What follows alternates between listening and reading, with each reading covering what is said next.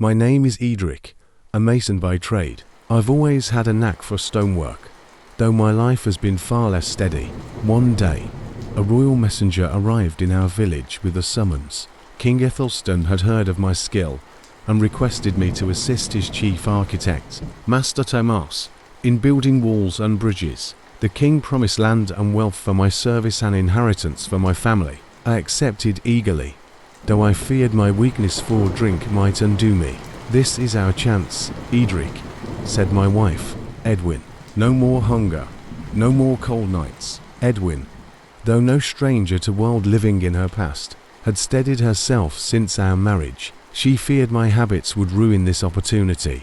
I swore to her and myself that I would not fail. At first, I worked diligently. Tomas was strict but fair, and my skill earned his approval. Yet the days grew long, and the tavern's pull was strong. Soon, one drink turned to many, and I began stumbling home late, waking with a heavy head and arriving late to the worksite. Tomas noticed. "Eadric," he said one morning, his voice calm but firm, "you've been late. Your hands are unsteady, and you reek of ale. This cannot continue." "I'm sorry, Master Tomas," I stammered. "It won't happen again." "It had better not," he replied. "The king trusted me with this project, and I trusted you.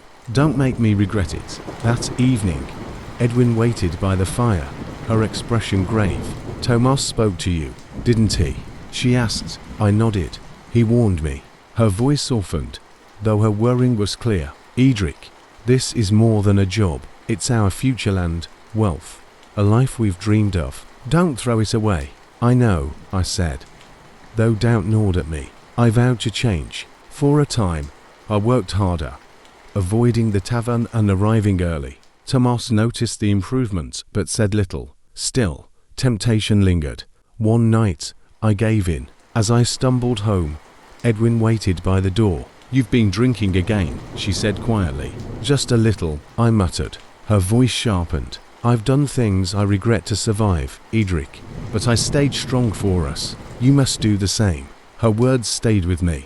The next day, I avoided drink entirely and threw myself into my work. Tomas began trusting me with greater tasks. One day, while we stood by the river marking the foundation for a bridge, he asked, "Do you know why bridges hold, Eadric?" "Because the stones are placed just right," I answered. "Partly," he said, "but mostly because each stone bears the weight of the others. No stone stands alone." His words stayed with me. Slowly, the walls rose tall, the bridges stretched strong, and Aedwyn's weary eyes softened. The project isn't done yet, but with each stone I lay, I feel I'm building more than walls or bridges. I'm building a better future for Aedwyn, for the land promised to us, and for the man I hope to become.